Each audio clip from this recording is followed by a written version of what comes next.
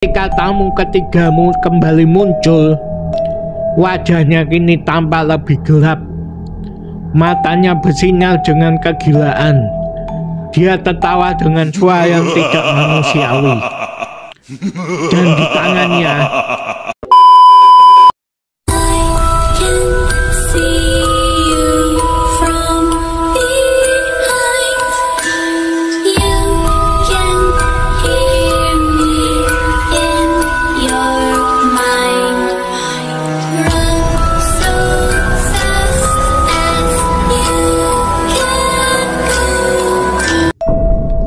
Selamat malam teman-teman, jumpa lagi dengan saya Bang Yos, dan semoga kita semua dalam keadaan selalu sehat ya. Sebelum saya mulai, saya di sini ingin memberitahu kalau tanggal ini ya, tanggal 2 Februari 2024 malam ini dan seterusnya ya teman-teman, saya membagikan dan membacakan cerita mengenai cerita horor misteri saja ya. Dan ada konsep yang baru dari saya. Saya akan membacakan cerita horor misteri ini disertai dengan ilustrasi gambar 3 dimensi ya teman-teman. Semoga teman-teman lebih menyukai ya video saya ya. Kita langsung saja. Pada malam ini saya ingin membacakan cerita mengenai tamu kanibal. Johan merasa bersyukur setelah berhasil menyewakan kamar-kamarnya kepada tamu-tamu yang datang. Penghasilan tambahan ini membantunya melewati masa sulit setelah kehilangan pekerjaan akibat pandemi. Namun kegembiraan itu perlahan-lahan berubah menjadi rasa ketidaknyamanan seiring kedatangan tamu ketiga. Tamu ketiga, seorang pria bertubuh tinggi dengan rambut panjang yang menutupi sebagian wajahnya, tiba di malam hari. Johan mencoba menyambutnya dengan ramah, tetapi ada sesuatu yang aneh dalam tatapan mata tamu tersebut. Johan memutuskan untuk tidak menghiraukannya dan memberi kunci kamar yang telah disewa. Selama beberapa hari ke depan, semuanya berjalan seperti biasa teman-teman. Namun, malam-malam berikutnya menjadi semakin mencekam. Johan sering terbangun karena suara-suara aneh yang berasal dari kamar tamu ketiga. Kadang-kadang terdengar bisikan-bisikan tak jelas dengan suara langkah kaki di koridor yang sepi.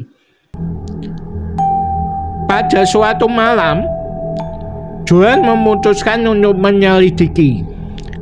Saat membuka pintu kamar tamu ketiga, dia melihat tamu itu duduk di tengah kamar, hanya memandangi dinding dengan tatapan kosong. Johan merasa sesuatu yang tidak beres. Dia mencoba berbicara dengan tamu tersebut, tetapi jawaban yang dia terima hanya berupa kata-kata yang tak berarti. Kejadian-kejadian aneh semakin menjadi-jadi teman-teman. Suara-suara ketukan di malam hari. Seakan-akan ada sesuatu yang mencoba keluar dari dalam kamar tersebut. Dia mencoba mencari tahu lebih banyak tentang tamu ketiga, tetapi tidak berhasil menemukan informasi apapun. Pada suatu malam, Johan terbangun oleh aroma yang tidak wajar. Saat dia mengikuti bau tersebut, dia dibawa ke dapur. Tamu ketiga sedang duduk di meja memakan daging mentah dengan ganas. Johan merasa ngeri melihat pemandangan itu dan bertanya-tanya, apa yang sebenarnya terjadi. Ketakutan Johan mencapai puncaknya ketika dia menemukan bahwa tamu ketiga tidak pernah tidur. Dia selalu duduk di kamar, terus memandangi dinding dengan tatapan kosong. Johan mencoba untuk mengakhiri persewaan lebih awal karena takut ya teman-teman. Tetapi tamu tersebut menolak pergi dan bersikeras untuk tetap tinggal sampai waktu sewa berakhir. Semakin hari, kondisi Johan semakin memburuk. Dia merasa seperti ada kehadiran yang gelap dan mengerikan di rumahnya. Suara-suara aneh, bau yang tidak wajar, dan tingkah laku tamu ketiga yang semakin ganjil membuatnya kehilangan keseimbangan pikirannya. Suatu malam, Johan terbangun oleh suara jeritan yang mengerikan. Dia segera menuju kamar tamu ketiga dan menemukan bahwa kamar itu kosong teman-teman. Tidak ada jejak tamu ketiga kecuali sebuah pesan yang tertulis dengan darah di dinding. Aku tidak pernah tidur, sekarang aku bebas. Dari malam itu, keadaan Johan semakin buruk. Suara-suara aneh dan bayangan-bayangan gelap menghantuinya setiap saat. Dia menjadi pucat, kurus. Rumahnya yang dulu indah dan nyaman, kini menjadi sarang kegelapan yang tak terkendali. Hingga suatu malam, ketika tamu ketigamu kembali muncul, wajahnya kini tampak lebih gelap. Matanya bersinar dengan kegilaan. Dia tertawa dengan suara yang tidak manusiawi. Dan di tangannya, dia memegang sendok dan garpu besar dalam kegelapan. Johan pun menjadi korban dari tamu ketiga yang misterius dan mengerikan itu. Kini, rumahnya yang sebelumnya penuh kehangatan dan kebahagiaan menjadi saksi bisu dari kisah misteri yang tak terungkapkan. Masyarakat setempat menghindari rumah tersebut, merasa bahwa ada kehadiran jahat yang masih menghantui, menunggu kesempatan untuk melanjutkan teror mereka. Berita tentang kejadian mengerikan di rumah Johan menyebar dengan cepat di kalangan penduduk setempat. Rumahnya menjadi terkenal sebagai tempat yang seram dan dikabarkan sebagai sarang roh jahat. Orang-orang mulai menghindari kawasan tersebut dan cerita seram berkembang menjadi mitos yang membuat orang takut untuk mendekatinya, terutama setelah matahari terbenam. Beberapa bulan setelah kepergian Johan, seorang peneliti paranormal bernama Maya mendengar tentang legenda ini dan memutuskan untuk menyelidiki sendiri. Dia datang ke rumah Johan dengan peralatan paranormalnya yang lengkap, termasuk kamera inframerah, alat pendeteksi energi, dan alat komunikasi dengan roh. Maya merasa kehadiran yang gelap begitu memenuhi rumah itu begitu memasukinya. Seiring langkahnya melalui koridor yang gelap, dia merasa suhu turun drastis dan atmosfer menjadi semakin tegang.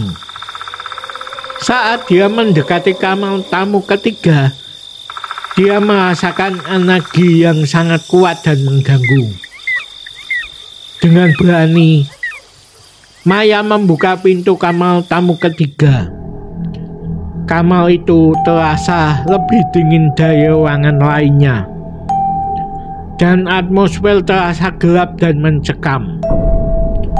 Tidak ada jejak keberadaan manusia, tetapi keberadaan sesuatu yang tidak terlihat sangat kuat. Maya memulai sesi komunikasinya dengan roh-roh yang mungkin ada di dalam rumah. Dia bertanya apakah ada roh yang ingin berbicara, dan ruangan menjadi lebih dingin lagi. Suara-suara gemuruh dan bisikan-bisikan aneh mulai terdengar, memberikan Maya kesan bahwa roh-roh yang terperangkap di sana tidak senang dengan kehadirannya. Saat itulah suara tertawa tamu ketiga yang misterius terdengar di udara.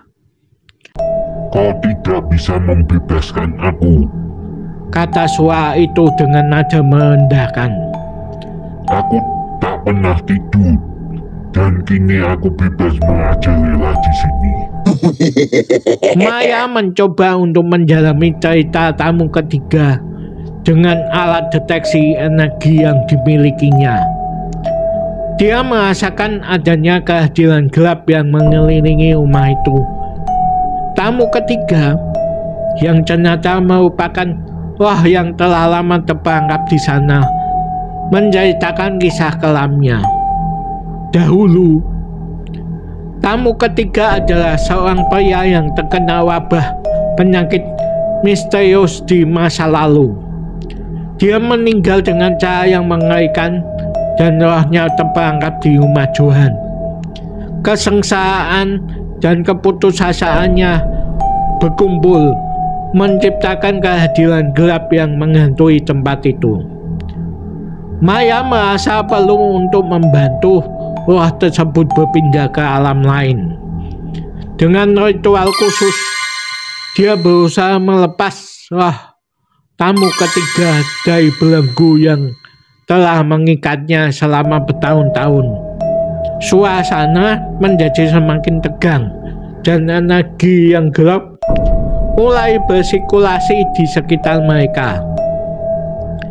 Saat ritual mencapai puncaknya, roh tamu ketiga meronta-ronta dan mencoba melawan kekuatan yang mencoba membebaskannya.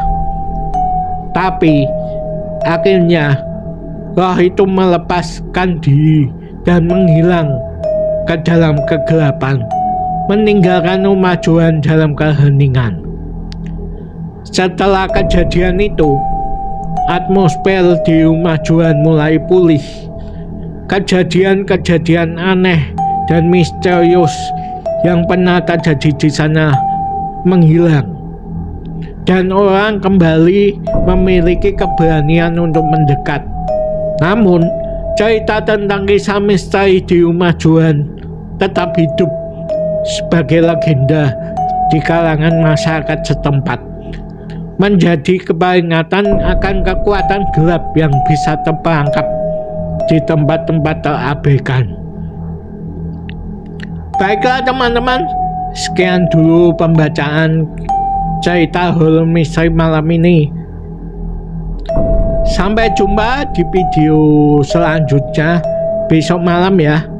Terima kasih teman-teman yang sudah menonton, dan selamat malam dan selamat beristirahat teman-teman.